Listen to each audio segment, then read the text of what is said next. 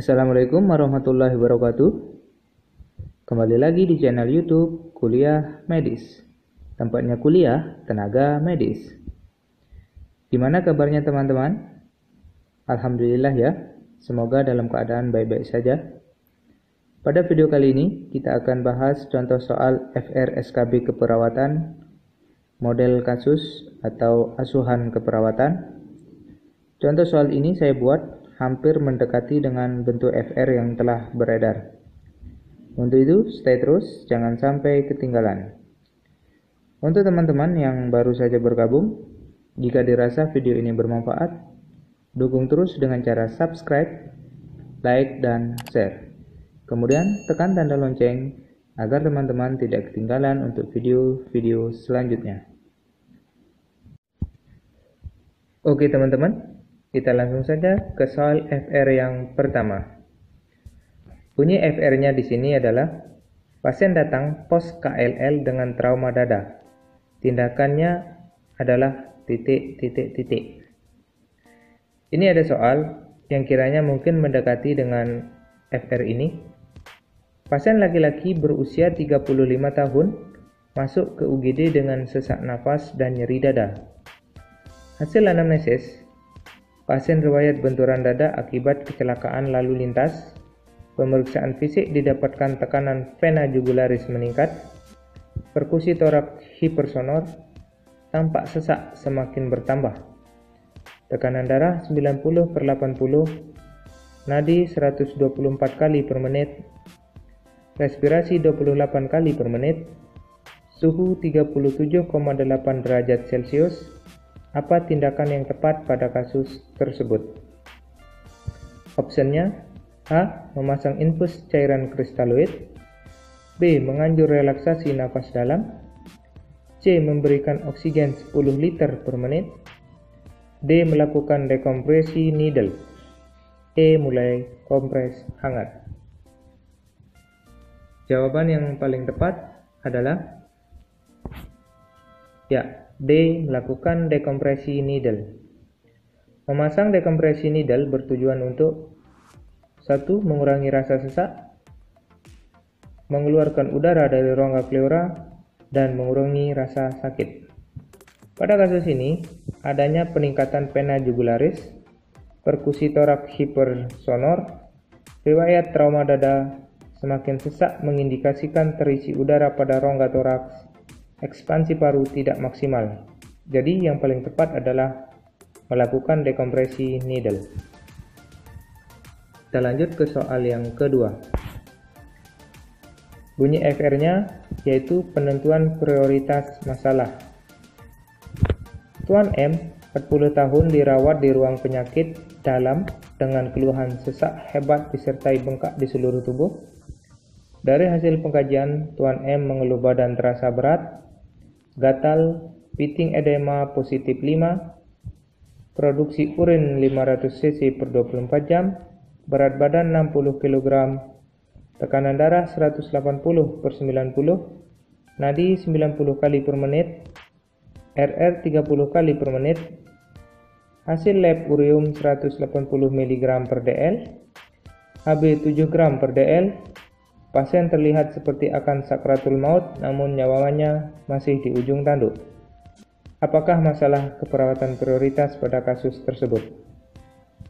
Opsinya: A. Kerusakan integritas kulit, B. Kelebihan cairan tubuh, C. Gangguan rasa nyaman, D. Gangguan perfusi jaringan perifer, dan E. Perubahan pola kemih. Jika dilihat dari hasil pengkajian, pasien mengeluh bengkak di seluruh tubuh. Kemudian produksi urin 500 cc per 24 jam dan hasil lab ureum 180 mg per menit. Dari data itu kita bisa tarik keperawatan prioritas, yaitu ya B. Kelebihan cairan tubuh. Kelebihan cairan menjadi masalah prioritas karena fungsi filtrasi ginjal yang terganggu dan berdampak pada gangguan pernapasan. Cukup jelas ya? Oke, kita lanjut ke soal yang ketiga. Bunyi FR-nya adalah gaya kepemimpinan. Seorang ketua tim berinisiatif untuk berdiskusi cara mencegah dan menurunkan jumlah kejadian flebitis pasien. Setelah selesai, ketua tim menyampaikan SOP yang wajib dilaksanakan dan mendampingi perawat pelaksana. Apakah gaya kepemimpinan yang diterapkan? Optionnya A. Otoriter, B. Laissez-faire, C. Demokratis, D. Karismatik, dan E. Militeristik. Jawaban yang tepat adalah C. Demokratis. Oke, kita bahas satu-satu. Macam-macam gaya kepemimpinan. Yang pertama, otoriter adalah diterapkan dalam situasi kritis dan memberikan instruksi. Laissez-faire. Kepemimpinan tidak mempunyai kemampuan dalam membuat keputusan atau sedang menguji kemampuan staf. Demokratis selalu menghargai pendapat staf dan meminta pendapat staf sebelum membuat keputusan. Sedangkan karismatik punya wibawa dan aura tertentu. Untuk militeristik adalah melakukan komando tanpa memberi kesempatan untuk mengemukakan pendapat. Cukup jelas? Kita lanjut ke FR yang keempat. Penata laksanaan triase. Contohnya, seorang wanita berusia 17 tahun diantar ke IGD dengan keluhan perdarahan luas akibat laserasi pada kaki. Pernapasan 20 kali per menit, nadi 65 kali per menit, menjerit kesakitan. Apakah warna triase yang tepat pada kasus tersebut? A. Kuning, B. Hijau, C. Hitam, D. Putih, dan E. Merah. Jawaban yang tepat adalah A. Kuning. Kita bahas macam-macam triase. Yang pertama, merah. Merah diberikan pada pasien yang jika tidak diberikan penanganan dengan cepat, maka akan meninggal seperti contoh gangguan pernapasan, trauma kepala, atau perdarahan hebat. Triase kuning diberikan pada pasien yang memerlukan perawatan segera namun bisa ditunda karena masih kondisi stabil, misal patah tulang. Hijau diberikan kepada pasien yang memerlukan perawatan namun masih bisa ditunda. Hitam diberikan kepada pasien setelah diperiksa tidak menunjukkan tanda-tanda kehidupan. Jadi jawaban yang tepat adalah A. Kuning.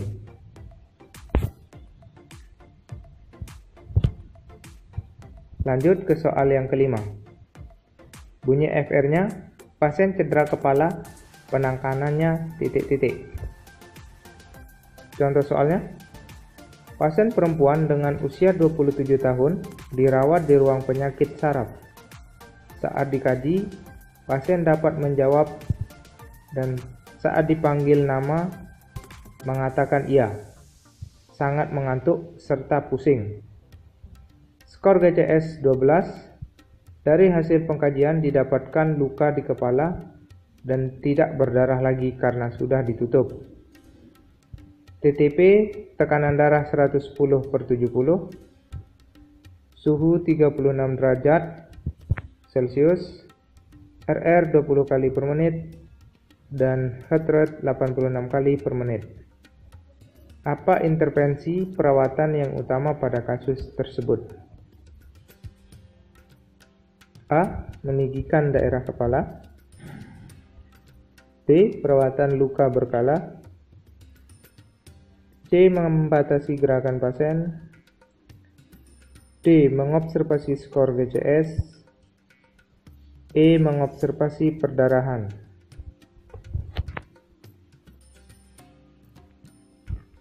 Jawaban yang tepat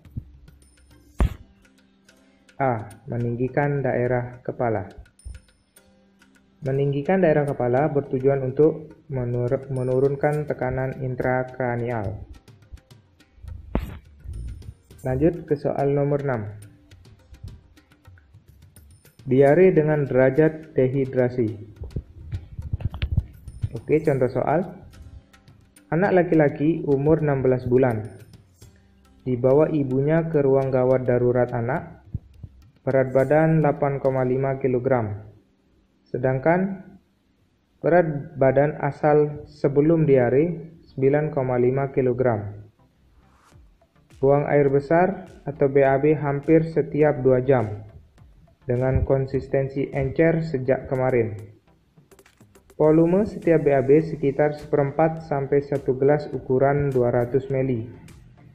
Anak susah minum dari pagi, hanya mau menetek saja dan belum masuk cairan yang lain. Data pemeriksaan fisik, anak didapatkan keadaan somnolen, nadi sulit diraba, mata cekung, turgor jelek, CRT lebih dari 3 detik. Apakah sebutan derajat dehidrasi yang dialami kasus tersebut? Opsinya: A. Diare tanpa dehidrasi, B. Diare dengan dehidrasi berat, C. Diare dengan dehidrasi ringan, D. Diare dengan dehidrasi sedang, dan E. Diare dengan dehidrasi berat disertai shock. Jawaban yang tepat adalah B. Diare dengan dehidrasi berat. Untuk lebih jelasnya, kita bisa lihat tabel berikut. Di sini ada perbedaan gejala dari diare tanpa dehidrasi, diare dehidrasi ringan atau sedang, dan diare dehidrasi berat. Dilihat dari keadaan umum, untuk diare tanpa dehidrasi, keadaan umumnya baik atau sadar, mata tidak cekung, masih ada keinginan untuk minum atau normal, tidak ada rasa haus, kemudian turgor kulit kembali segera. Sedangkan untuk diare dehidrasi ringan atau sedang, gelisah atau rewel, mata cekung, ingin minum terus dan ada rasa haus, dan turgor kulit kembali lambat.